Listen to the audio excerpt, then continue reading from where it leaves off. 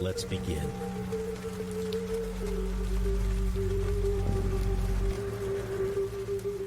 I used to work the night shift at a quiet McDonald's on the outskirts of town. The overnight hours passed slowly, with the drive-through being my only source of company.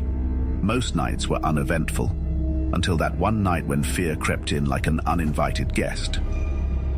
As the clock neared midnight, a man in his 40s pulled up to the drive-through window. He was ordinary at first glance, but his eyes had a cold, unsettling gleam. I handed him his order, exchanged pleasantries, and thought nothing more of it. The next night, the same man returned. This time, he asked for me by name, making my skin crawl. "You did a great job last night," he said with a sinister grin. It was then that I realized he had been observing me, even when I couldn't see him. As the nights passed, he became a regular customer, always coming during my shift. His comments grew more intrusive, and I began to dread his visits. He knew where I worked, and when, and that knowledge was his weapon. One night he handed me a small envelope. Inside was a photograph of me at work, taken from outside the restaurant. My heart pounded in my chest. I was being watched, and I had no idea by whom. The man's voice hissed through the speaker, "You're beautiful even when you're scared." I had to tell my manager, but I couldn't shake the feeling that it wouldn't be enough. I watched as the man left, his taunting words echoing in my mind. The next night, he handed me another envelope. This time, the photograph was taken inside my apartment. My world spun out of control. I was no longer safe anywhere. Panic took hold, and I felt like a hunted animal. I finally decided to involve the police, but they couldn't do much without concrete evidence. They told me to stay vigilant and report any suspicious activity. I began checking my car before and after work, installing security cameras at home, and taking self-defense classes. The man was always there, lurking at the edge of my vision, a constant shadow. One night, as I handed him his order, he leaned closer, whispering, "You can't escape me." I could feel his breath on my neck, and I was paralyzed with fear. But as the days turned into weeks, I noticed something peculiar. The man's appearance started to change, as if he was aging before my eyes. He looked haggard. His once straight posture now stooped, and his eyes, once sinister, now held a deep sadness. One night, he didn't come to the drive-thru. I scanned the parking lot and saw him sitting in his car, head in his hands. Curiosity got the best of me, and I approached him cautiously. He looked up at me with tears in his eyes and whispered, "I'm sorry." His voice quivered, and for the first time I saw a broken man, not a menacing stalker. "What do you want?" I asked, my voice trembling. He explained that he had lost his wife to a drunk driver years ago, and her appearance bore a striking resemblance to mine. His obsession had grown from grief, and he admitted that he had been tormenting me out of misplaced anger. I felt a strange mix of sympathy and revulsion, but I knew I couldn't help him. I advised him to seek professional help and told him that he had to stop this harassment immediately. In the weeks that followed, he stopped coming to the drive-thru. The nightmare was over, but the scars remained. I had learned to be vigilant, but I also realized the importance of empathy. My advice to you, dear reader, is to trust your instincts. If you ever feel threatened or uncomfortable, don't hesitate to seek help. And remember, empathy can be a powerful force for change, even in the darkest of situations.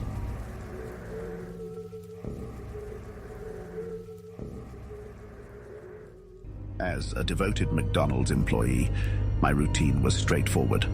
I took orders, assembled burgers, and handed them to the customers one by one. It was the perfect job for a teenager in need of some extra cash. But little did I know that my nightly shift would soon turn into a spine-chilling ordeal. It all began on a chilly winter evening. As the night sky darkened, I noticed a strange customer in the drive-thru. He was an enigmatic figure, wearing a trench coat and a wide-brimmed hat that obscured his face. His order was a standard Big Mac, nothing unusual about it. But as I handed him the bag, I noticed something unsettling. Inside the bag was not just his meal, but a handwritten note.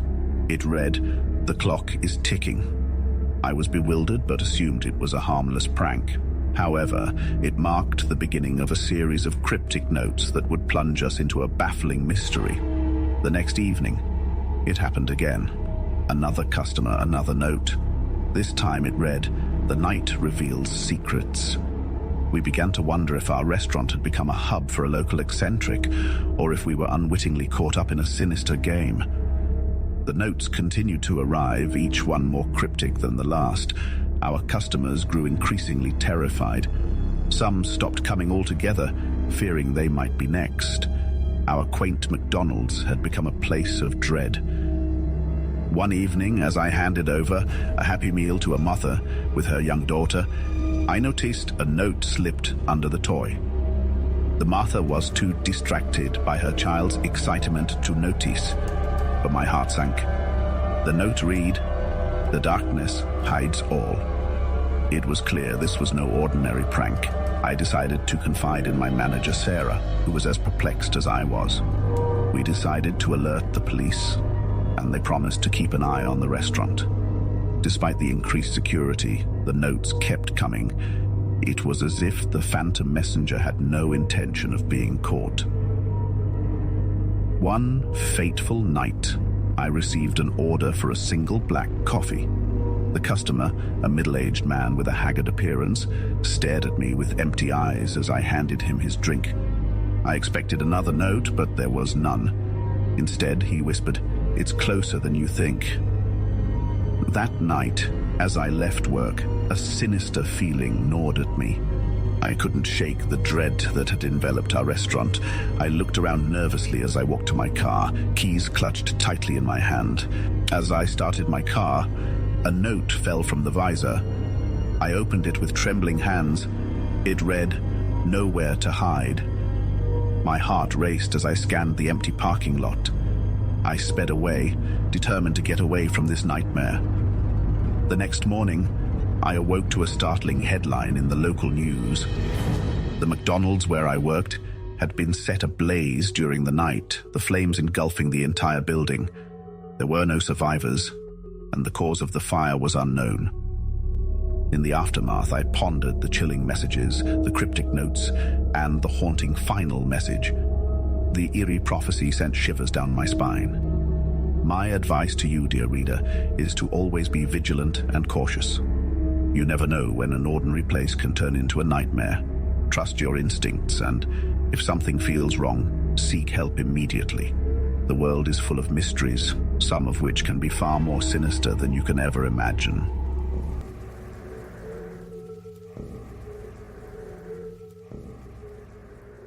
Working the late-night shift at McDonald's wasn't my ideal job, but it paid the bills.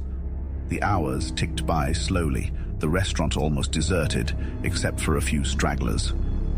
The only source of excitement was a mysterious customer whose intentions would leave me in sheer terror. It was past midnight and most of my co-workers had already gone home. I was alone at the front counter, cleaning up and preparing for the closing shift.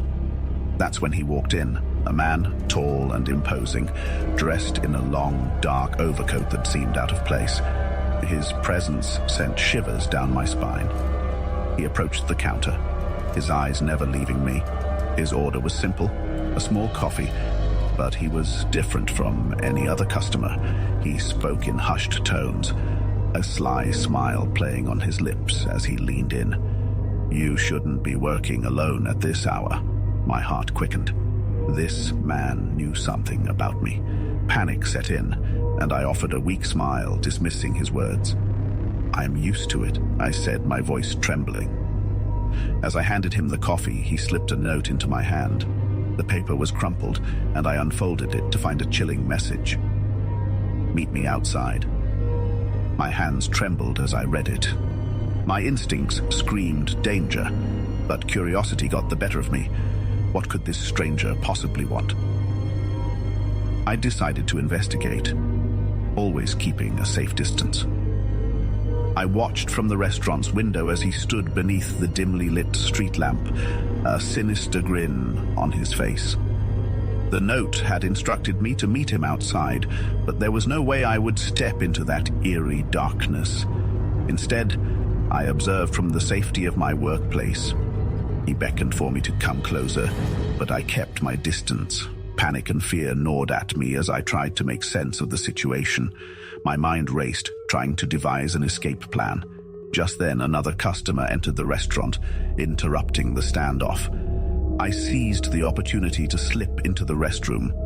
Trembling, I locked the door and tried to regain my composure. Minutes felt like hours as I hid, listening to the sound of my own erratic breathing. What was this stranger's sinister plan? Why had he targeted me? I finally heard the mysterious man's voice outside the restroom door, his tone growing agitated. "Where did she go?" he muttered to himself. That's when I made a critical decision. I grabbed my phone and dialed 911. As I explained the situation to the dispatcher, panic coursed through my veins. The dispatcher assured me that the police were on their way, and I huddled in the restroom, waiting. Moments later, I heard the sirens approaching and the stranger was taken into custody. The police assured me that I had done the right thing by calling them and that this man had a history of harassment and stalking.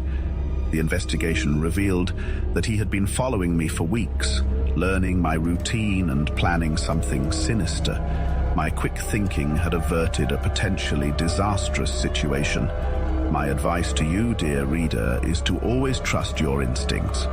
When something feels off or unsafe, don't hesitate to seek help or take action to protect yourself. It's essential to be cautious, especially when working alone in the late hours. You never know when a seemingly ordinary night can take it. Thank you for being here when you have so many other options.